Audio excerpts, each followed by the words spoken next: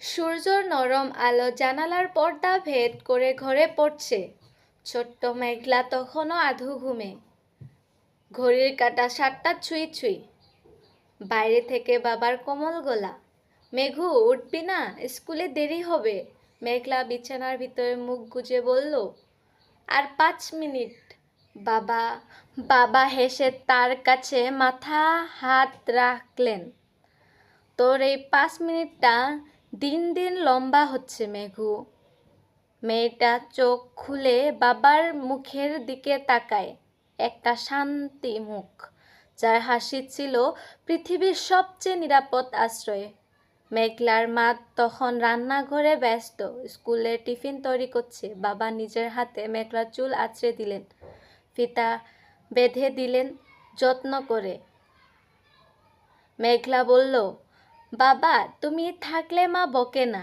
বাবা মধুর হেসে বলল, কারণ তোর বকা খাওয়ার দায়ও আমি নিতে ভালোবাসি।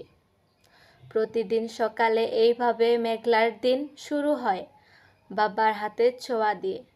বাবার বাইকে সে স্কুলে যায়। রাস্তার প্রতিবারই মেঘলার একটাই প্রশ্ন, বাবা তুমি যদি একদিন অফিস না যাও, আমার সাথে সারা দিন খেলবে? বাবা হেসে বললেন, যখন তুই বড় হবি, নিজের পায়ে দাঁড়াবি, আমি অফিস যাব না, তখন সারা দিন তোর গল্প শুনব। মেঘলা তখন হাসে, বোঝে না কথাগুলোর গভীরতা। তার কাছে বাবা মানে একজন জাদুঘর, যিনি তার সব দুঃখ মুছে দিতে পারেন। একদিন স্কুল থেকে ফিরে মেঘলা চুপচাপ। বাবা জিজ্ঞেস করলেন, কি হয়েছে মেঘু, আজ এত চুপচাপ কেন? মেঘলা কান্না ভিজে গলায় বলল, বন্ধুরা বলেছে তোমার অফিসের পথটা ছোট, তাই তুমি তাদের বাবাদের মতো বড় গাড়ি চালাও না। বাবা মধুর হেসে মেয়ের চোখের জল মুছে দিলেন। মেঘু, বড় গাড়ি হলে মানুষ বড় হয় না, মানুষ বড় হয় তার ভালোবাসা আর সত্যতার জন্যে। সেদিন থেকে মেঘলার মনে বাবার প্রতি এক গভীর শ্রদ্ধা জন্ম নিল। সে বুঝল বাবা শুধু তার নায়ক নন, তিনি একজন সত্যকারী মানুষ। শেষে সেই দিন রাতে ডায়েরিতে লিখল, আমার বাবা পৃথিবীর সেরা মানুষ, আমি বড় হয়ে ঠিক ওর মতো হতে চাই। বছর ঘুরে গেল, ছোট্ট মেঘলা এখন স্কুলের সেরা ছাত্রী। বাবা প্রতিদিন বিকেলে গেটের বাইরে দাঁড়িয়ে থাকলেন, মেয়ের স্কুলের বাস আসবে বলে। মেঘলা দৌড়ে এসে বাবার গলা জড়িয়ে ধরে বললেন, বাবা আজ আমি ফার্স্ট হয়েছি। বাবার চোখে আনন্দর জল নিয়ে বললেন, আমি জানতাম আমার মেঘু পারবেই। বাবার চোখে তখন গর্বের ঝিলিক। তিনি প্রায় বন্ধুদের বলতেন, আমার মেয়েটা একদিন বড় কিছু হবেই। ধীরে ধীরে মেঘলার বয়স বাড়ল, পড়াশোনার চাপও। বাবা আর প্রতিদিন সকালে তাকে স্কুলে নিতে যেতে পারে না, অফিসের দায়িত্ব বেড়েছে। রাতেও অনেক কাজ করতে হয়, তবু রাতে যতই দেরি হোক তিনি মেঘলার ঘরে উকি দেন। মেয়েটা ঘুমন্ত দেখে নিঃশব্দে তার মাথায় হাত রাখলেন। মনে মনে বললেন, ভগবান আমার মেয়েটাকে সুখে রেখো।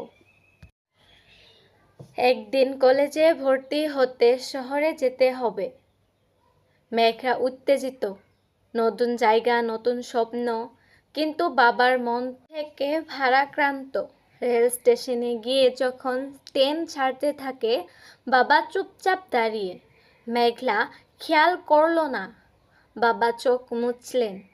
সে হেসে বলল, বাবা এত চিন্তা করো না, আমি একদম ঠিক থাকবো। বাবা শুধু বললেন, ঠিক আছে মা, নিজের খেয়াল রাখিস, আর প্রতিদিন একটা ফোন দিবি। শহরের জীবনে দিন কেটে যায় দ্রুত, পড়াশোনা, নতুন বন্ধুত্ব, নতুন স্বপ্ন। বাবার ফোনে মেঘলার কথা ক্রমেই ছোট হয়ে যায়। হ্যাঁ বাবা, ভালো আছি, ক্লাসে যাচ্ছি, পরে বলবো, আজ একটু ব্যস্ত, কাল ফোন করব। বাবা প্রতিবার ফোন রাখে নিঃশব্দে, তাকিয়ে থাকেন টেবিলের উপর রাখা মেঘার ছোট্টবেলার ছবিটার দিকে। ছবিটাতে সে পুরনো মেঘু ফুলের মতো হাসে। তিনি ফিসফিসিয়ে বললেন, তুই বড় হয়ে গেলি, কিন্তু আমার কাছে তুই এখনো সেই ছোট্ট মেয়ে। একদিন রাতে মা বললেন, ওকে একটু ছেড়ে দাও, বড় হয়েছে তো, নিজের মতো থাকতে দাও। আমি ওকে আটকাচ্ছি না, শুধু চাই যেন জানে বাবা সব সময় এখানেই আছে। বাবা হেসে বললেন। শেষে সেই দিন রাতে বাবা ডায়েরিতে লিখছেন, আমার মেঘু আজকাল অনেক ব্যস্ত, আমি জানি ওর পৃথিবী বড় হয়েছে, তবু ওর প্রতিটি সাফল্যের সাজায় আমি নীরবে দাঁড়িয়ে থাকব, যেমন দাঁড়িয়ে ছিলাম প্রথম স্কুলের দিন। শহরের আকাশে একটানা বৃষ্টি পড়ছে। মেঘলা এখন অফিসের ব্যস্ত মেয়ে, একটি বড় প্রতিষ্ঠানে চাকরি করছে। ফাইল, মিটিং, ডেডলাইন সব কিছু মিলিয়ে দিনগুলো যেন উড়ে যায়। বাবা মাঝে মাঝে ফোন করেন, কিন্তু আগের মতো কথা হয় না। মেঘু, আজ খেয়েছিস? হ্যাঁ বাবা, অফিসে খেয়ে নিয়েছি। ঠিক মতো ঘুমাস? আচ্ছা বাবা, এখন একটু মিটিং আছে, পরে কথা বলবো। বাবা ফোন রেখে চুপ করে বসে থাকেন। টেবিলে সাজানো মেয়ের ছোট্টবেলার আঁকা একটা চিত্র, যাতে লেখা ছিল, আমি আর আমার বাবা। ছবিটা দেখে তিনি হালকা হেসে বললেন, আমার মেয়েটা এখন আমার থেকে অনেক দূরে। একদিন বিকেলে মা ফোন করলেন তাড়াহুড়ো করে, মেঘু, তোর বাবা একটু অসুস্থ, বুকে ব্যথা হচ্ছে। মেঘলা কণ্ঠে চিন্তা প্রকাশ করলেও বলল, আমি কাল সকালে গাড়ি নিয়ে রওনা হব। আজ অফিস থেকে ছুটি পাওয়া মুশকিল, কিন্তু পরদিন সকালে নাগাদ খবর এলো বাবাকে হাসপাতালেতে ভর্তি করা হয়েছে। মেঘলা সব ফেলে ছুটে এলো।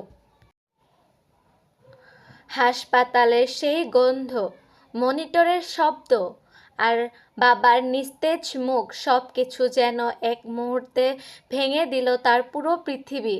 বাবা চোখ খুললেন ধীরে। মধু হাসলেন, তুই এসেছিস মেঘু? হ্যাঁ বাবা, আমি এসেছি। বাবার দুর্বল কণ্ঠে বললেন, তোর অফিসে খুব কাজ ছিল তাই না? মেঘলা কান্না চেপে বলল, না বাবা, এখন আমার কোনো কাজ নেই, শুধু তুমি ঠিক হয়ে যাও। বাবা হাতটা বাড়িয়ে দিলেন। মেঘলা শক্ত করে ধরল। তুই জানিস মেঘু, বাবা ধীরে বললেন, তোর প্রতিটা সাফল্য আমি মনে মনে গুণে রাখি।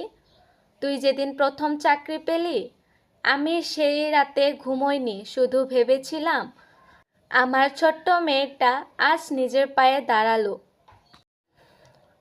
মেঘলার চোখে জল গড়িয়ে পড়ছে। বাবা, আমি তোমাকে অনেক দিন সময় দিতে পারিনি। বাবা মধুর হেসে বলল, সময় দিতে হয় না মা, ভালোবাসা দিলেই হয়। তারপর ধীরে ধীরে চোখ বুজে গেল। মেঘলা বাবার হাত ধরে চিৎকার করে উঠল, বাবা। কয়েক মাস পর শরৎকালে হালকা হাওয়ায় মেঘলা ফিরে আসে পুরনো বাড়িতে।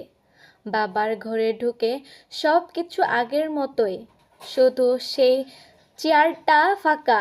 টেবিলের উপর বাবার ডায়েরি খোলা, শেষ পাতায় লেখা, যেদিন আমি থাকব না, তুই গাছটার নিচে দাঁড়িয়ে আকাশের দিকে তাকাস, সেইখানে আমি থাকব, তোর হাতের ছোঁয়া হয়ে।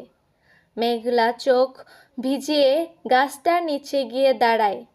বাতাসে পাতা মধুর শব্দ, যেন কেউ ফিসফিসিয়ে বলছে, মেঘু। সে হাসিতে হাসতে কাঁদছে। তারপর ফুলের গোছাটা রেখে বলল, বাবা, তোমার মেয়েটা আজও তোমার আশীর্বাদে বাঁচে। শেষ কথা। বাবারা কখনো দূরে যান না, তারা থেকে যায় একখণ্ড ছায়া হয়ে, এক টুকরো বাতাস হয়ে, আর এক জীবন্ত ভালোবাসা হয়ে, যারা চিরকাল মেয়েদের হৃদয়ে বাঁচতে থাকে।